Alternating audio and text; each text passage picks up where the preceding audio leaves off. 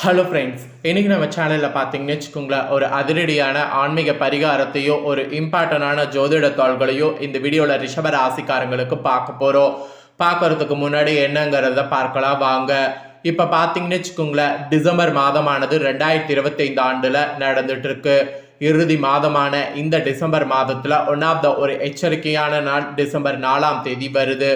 அன்னைக்கு தமிழ் மாதம் பார்த்தீங்கன்னு வச்சுக்கோங்களேன், 8வது மாதமான கார்த்திகையுடைய 18ஆம் நாள், கிழமை வியாழக்கிழமை. இந்த நாள் அப்படி என்ன எச்சரிக்கையான நாள்னு பார்த்தீங்கன்னா கார்த்திகை பௌர்ணமியானது வருது.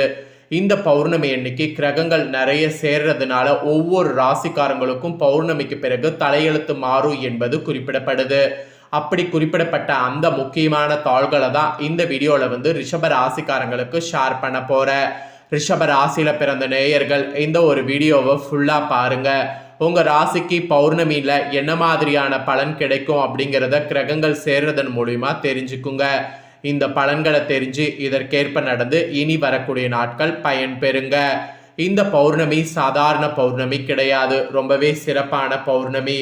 இந்த பௌர்ணமியுடைய சக்தியையும் இந்த பௌர்ணமியில் பரிகாரமாக நீங்கள் என்ன பண்ணால் உங்களுக்கு பலன்கள் கிடைக்கும் அப்படிங்கிறதையும் இந்த வீடியோவில் எக்ஸ்ட்ராவாக சொல்ல போகிறேன். ஸோ அதனால் இந்த ஒரு வீடியோவை ஃபுல்லாக ரிஷப ராசிக்காரங்க பாருங்கள். அப்போ தான் உங்கள் ராசிக்கு நான் என்ன சொல்ல வரேன் அப்படிங்கிறத தெளிவாக நீங்கள் தெரிஞ்சு பயனடைய முடியும். ஸோ ரிஷபராசி நேயர்களுக்கு இந்த கார்த்திகை பௌர்ணமியிலிருந்து கிரகநிலைகளை ஆராய்ந்து பார்க்கும் பொழுது தொடக்கத்தில் உங்கள் ராசிநாதன் சுக்கிரன் தனபட்சாபதி புதனோடு இணைந்து சஞ்சரிக்கிறார். அதாவது இந்த பௌர்ணமி தொடக்கத்தில் உங்கள் ராசிநாதன் சுக்கிரன் என்ன பண்ணுறாருன்னா தன பஞ்சாதமதி அப்படிங்கிற அந்த புதனோடு இணைந்து சஞ்சரிக்கிறார். அந்த வகையில் இந்த பௌர்ணமியில் புத சுக்கிர யோகம் ஏற்படுது. இதனாலேயே உங்கள் ராசிக்கு பொன்பொருள் சேர்க்கையானது உண்டாக போகுது. பூமியால் லாபம் உங்களுக்கு வந்து சேரும். புதிய முயற்சிகள் எது நீங்கள் பண்ணாலும் அந்த முயற்சிகளில் வெற்றி கிடைக்கும். குடும்பத்தில் ஒன்றுக்கும் மேற்பட்டவர்கள் சம்பாதிக்கக்கூடிய வாய்ப்பு இந்த பௌர்ணமினால் உண்டாகும். அது மட்டும் இல்லாமல் நீங்கள் குருவின் பார்வை உங்கள் ராசிக்கு முழுசாக சப்தமஸ்தானத்தில் பதிகிறதுனால கல்யாண முயற்சிகள் உங்களுக்கு செய்துக்கிட்டிங்கன்னா கைகூடும். சுப செய்திகள் அதிகம் நடக்கக்கூடிய மாதமாக இந்த பௌர்ணமிக்கு பிறகு இருக்க போகுது. ஸோ கல்யாண முயற்சிகளும் கைகூடும், சுப செய்திகளும் அதிக கேட்கும். அந்த மாதிரியான பௌர்ணமி ஒன்று உங்களுக்கு வந்திருக்கு. இந்த பௌர்ணமியே உங்களுக்கு அதிர்ஷ்ட பௌர்ணமி என்று உங்கள் ராசிக்கு சொல்லலாம். இதில் இந்த பௌர்ணமியிலிருந்து குரு பகவான் உங்கள் ராசிக்கு முதல்ல 3வது இடத்துல உச்சம் பெற்று சஞ்சரித்தார்ல, அவர் வக்ரமும் அதே இதில் பெற்றுட்டாரு. உங்கள் ராசிநாதன் சுக்கிரனுக்கு குரு பகவான் பகை கிரகம் என்பதால் இந்த வக்ர காலம் உங்களுக்கு வளர்ச்சியை அதிகரிக்கக்கூடிய காலமாக பௌர்ணமிக்கு பிறகு இருக்கும். திட்டமிடாமலேயே சில காரியங்களில் வெற்றி கிடைக்கும். தொழிலில் திடீர் முன்னேற்றங்கிறது ஏற்படும். உத்தியோகத்தில் எதிர்பார்த்த இடமாற்றம், லாக மாற்றம் இதெல்லாம் ஏற்படலாம். பண தேவை கூட உடனுக்குடனே பூர்த்தியாகும். வெளிநாடு முயற்சி உங்களுக்கு பலன் தரும். ஸோ இந்த குரு பகவான் உங்களுக்கு இந்த மாதிரியான பலனை கொடுக்க போகிறார். அதுக்கப்புறம் இந்த கார்த்திகை பௌர்ணமியில் விருச்சக ராசிக்கு சுக்கிரன் செல்றாரு. ஆக்சுவலி உங்கள் ராசிநாதன் சுக்கிரன் சப்தமஸ்தானத்தில் சஞ்சரித்து உங்கள் ராசியை பார்ப்பது யோகம் என்று சொல்லலாம். இது ஒரு பொன்னான நேரம் மட்டும் இல்லாமல் புதிய திருப்பங்கள் ஏற்படக்கூடிய நேரமும் கூட. அங்குள்ள சூரியன் மற்றும் செவ்வாயோடு சுக்கிரன் இணையறதுனால சுக்கிரமங்கல யோகம் ஏற்படுது. எனவே உங்களுக்கோ உங்கள் உடன்பிறப்புகளுக்கோ தாமதித்த திருமணம் தடையின்றி நடைபெறும். வீட்டுக்கு தேவையான விலை உயர்ந்த சில விஷயங்கள் நீங்கள் செய்து கொள்ளலாம். அதாவது விலை உயர்ந்த பொருட்களை வாங்கி மகிழலாம். இதெல்லாம் தொடர்ந்து பௌர்ணமி முடிந்ததுக்கு பின்னாடி கரெக்டாக தனுசு ராசிக்கு செவ்வாய் வராரு. உங்கள் ராசிக்கு 7, 12 ஆகிய இடங்களுக்கு அதிபதியானவர் செவ்வாய். அவர் அஷ்டமத்துக்கு வரக்கூடிய இந்த பௌர்ணமி நேரம் ஆரோக்கிய தொல்லை உண்டாகும். அதனால் மனக்கலக்கமும் மருத்துவ செலவும் அதிகரிக்கும். சேமிப்பு கரைகின்றதே என்று கவலைப்படுற மாதிரியும் இருக்கும்.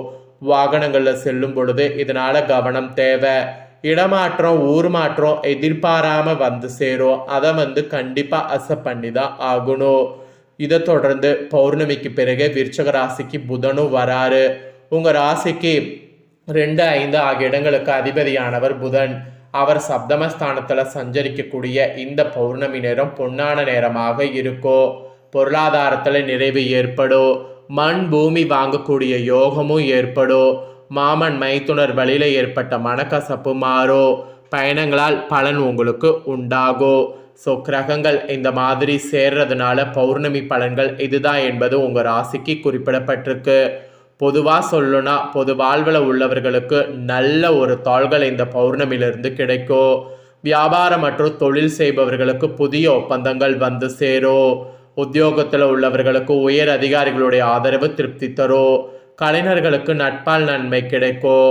மாணவ மாணவிகளுக்கு படிப்பில் அக்கறை கூடும். பெண்களுக்கு குடும்ப முன்னேற்றம் திருப்தி தரும். கொடுக்கல் வாங்கல்கள் ஒழுங்காகும். ஸோ இதுதான் உங்களுக்கான முழு பலன்கள் என்பது குறிப்பிடப்பட்டிருக்கு. ஸோ இந்த பலன்களை தெரிஞ்சு இதற்கேற்ப நடந்து பலன் பெறுங்க. இப்போ இந்த பௌர்ணமியுடைய சிறப்பு பலன்களையும் இதில் நீங்கள் பரிகாரமாக என்ன செய்யணுங்கிறதையும் சொல்ல போகிறேன். ஆக்சுவலி மற்ற மாதங்களில் வரக்கூடிய பௌர்ணமியை விட இந்த பௌர்ணமி ரொம்ப சிறப்பான பௌர்ணமியாக கருதப்படுது.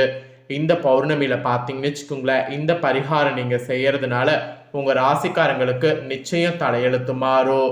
ஸோ கார்த்திகை பௌர்ணமியில் என்ன பரிகாரம் செய்யணும் அப்படிங்கிறத வாங்க பார்க்கலாம். ஒவ்வொரு மாதமும் பௌர்ணமி திதி வருவது வழக்கமானது தான் என்றாலும் கார்த்திகை மாதத்தில் வரக்கூடிய கார்த்திகை பௌர்ணமி மற்ற அனைத்து பௌர்ணமி திதிகளை காட்டிலும் மிகவும் சிறப்பு வாய்ந்தது. அதிலும் இந்த பௌர்ணமி தினம் முருகப்பெருமானுக்குரிய கார்த்திகை நட்சத்திரமும் சந்திர பகவானுக்குரிய ரோகிணி நட்சத்திரம் கொண்டதாக வருது. எனவே இத்தகைய சிறப்பு வாய்ந்த தினத்தில் உங்கள் ராசிக்காரங்க என்ன செய்ய வேண்டும் என்பதை குறித்து இந்த வீடியோவில் விரிவாக சொல்ல போகிற ஆன்மீக ரீதியாக என்ன செய்யணுங்கிறத தெரிஞ்சுக்குங்க. கிருத்திகை எனும் கார்த்திகை என்பது முருகப்பெருமானுக்கு நட்சத்திரமாகும். ரோகிணி நட்சத்திரம் சந்திர பகவானுக்குரியது. புராணங்கள் படி சந்திர பகவான் என்பவர் செல்வ மகளான லட்சுமி தேவியின் சகோதரன் ஆவார். பெண் தன்மை மிகுந்த சந்திரன் சக்தியாகிய அம்பாளுடைய அம்சத்தை பிரதிபலிக்கும் கிரகமாகவும் இருக்கு. எனவே அம்பாள் வழிபாடு செய்வதற்கு ஏற்ற தினமாக பௌர்ணமி திகழ்கிறது. கார்த்திகை பௌர்ணமி தினத்தில் உங்கள் ராசிக்காரங்க அதிகாலையிலே எழுந்து குளித்து முடித்திருங்க. தேநீர் காப்பி உட்பட எதையும் அருந்தாமல் உண்ணா நோன்பு இருப்பது சிறப்பு. வீட்டில் இருக்கக்கூடிய பூஜரையை நன்கு கழுவி சுத்தம் செய்து கொள்ள வேண்டும். பின்பு உங்கள் பூஜரையில் அரிசி மாவு கோலம் போடுங்க. முருகப்பெருமானுக்குரிய சிறிய அளவிலான வேல் உங்கள் பூஜரையில் இருக்கக்கூடிய பட்சத்தில் ஒரு மரப்பீடத்தில் ஒரு செம்பு பாத்திரத்தில் அரிசியை நிரப்பி அந்த வேலுக்கு சந்தன மஞ்சள் குங்குமம் பொட்டியிட்டு அந்த வேலை அரிசியில் சொருகி வைங்க. பின்பு அந்த வேலுக்கு வாசமிக்க மலர்களை சாத்துங்க. பிறகு ஒரு சொம்பு அல்லது வெள்ளியில் தண்ணியும் வைங்க. அப்புறம் ஒரு செம்பு இல்லைனா வெள்ளியில் விளக்கு வைத்திருந்தீங்கன்னா அதில் தீபம் வைங்க. அதோடு 6 மண் அகல் விளக்குகளில் தீபம் ஏற்றி வைத்து பால் பழம் போன்றவற்றை நெய்வேத்தியமாக முருகப்பெருமானுக்கு வைக்க வேண்டும். பிறகு பூஜரையிலே சாஷ்டாகமாக அமர்ந்து முருகனுக்குரிய கந்த சஷ்டி கவசம், சண்முக கவசம் போன்ற பாடல்களை துதித்து வழிபாடு செய்யணும். இந்த தினத்தில் கந்த புராணம், கார்த்திகை புராணம் போன்றவற்றை பிறர் சொல்ல கேட்பதால் கேட்பவர்களுக்கு வாழ்வில் ஏழ்மை நிலை விலகி செல்வமானது சேரும். இந்த கார்த்திகை பௌர்ணமி தினத்தில் முருகப்பெருமானுக்குரிய ஆலயங்கள் உங்கள் ஊரில் இருக்கக்கூடிய பட்சத்தில் அந்த ஆலயத்திற்கு சென்று பர்டிகுலராக முருகனுக்கு பால், பன்னீர் போன்ற பொருட்களால் அபிஷேகம் செய்து வழிபட்டிங்கன்னா உங்கள் வாழ்வில் ஏற்படக்கூடிய கஷ்டங்கள் தீரும். குழந்தை பாக்கியம் இல்லாதவர்களுக்கு அறிவு, அழகு இதெல்லாம் கிடைக்கும். அதாவது குழந்தை பாக்கியம் இல்லாதவர்களுக்கு அறிவு, அழகு மிகுந்த குழந்தை பேரு கிடைக்குங்கிறத சொல்ல வர. கார்த்திகை பௌர்ணமி தினத்தில் மாலை வேளையில் அதே போல் வானில் பூர்ணச்சந்திரன் தெரிந்த பிறகு அந்த பூர்ணச்சந்திரனுக்கு ஒரு தாம்பளத்தட்டில் தூபக்கால் வைத்து அதில் கட்டி கற்பூரத்தி சந்திரனுக்கு ஆரத்தி எடுத்து வழிபாடு செய்யணும். பிறகு அந்த முழு சந்திரனால் அம்பிகையின் உருவம் இருப்பதாக தியானித்து உங்கள் பூஜரையில் அமர்ந்து லலிதா சகசாம பாராயணம் செய்ய வேண்டும். மேற் சொன்ன முறையில் லலிதா சகசாம பாராயணம் செய்யக்கூடிய நபர்கள் உங்களுக்கு வாழ்வில் நேர்மறையான மாற்றங்கள் ஏற்படும். வாக்குவன்மை பெருகோ. நேரடி மறைமுக எதிரிகள் ஒளிவாங்க. சமூகத்தில் பெரிய நிலையில் இருக்கக்கூடிய மனிதர்களுடைய நட்பு கிடைத்து அதன் மூலம் பல நன்மைகள் கிடைக்க பெறுவது இருக்கு. வாழ்வில் தொடர் தோல்விகளை சந்தித்த உங்களுக்கு வெற்றிகள் கிடைக்கும். மேற் சொன்ன முறையில் கார்த்திகை பௌர்ணமி தினத்தில் வழிபாடு செய்யக்கூடிய உங்கள் நட்சத்திரக்காரர்களுக்கு முருகப்பெருமான், அம்பிகை ஆகிய இருவரினுடைய முழுமையான அருளையும் பெற முடியும். ஸோ அதனால் இந்த பரிகாரத்தை நம்பிக்கையோடு செய்யுங்க. ஸோ இந்த வீடியோவை ஃபுல்லாக பார்த்துருந்தீங்கன்னா உங்களுக்கு ரொம்ப யூஸ்ஃபுல்லாக இருந்திருக்கும். இந்த வீடியோவை நீங்கள் பார்த்தது போல் உங்கள் ஃப்ரெண்ட்ஸ் ஃபேமிலியில் இருக்கவங்க பார்த்து அவங்களும் பயன்பெறணும் அப்படின்னு நினச்சிங்கன்னா வீடியோ லைக் பண்ணி ஷேர் பண்ணுங்கள். உங்கள் ஃப்ரெண்ட்ஸ் ஃபேமிலியில் இருக்கக்கூடியவங்களும் ரிஷப ராசிக்காரங்களாக இருந்தாங்கன்னா இதை பார்த்து இதை தெரிஞ்சு இதற்கேற்ப நடந்து பலன் பெறட்டும்.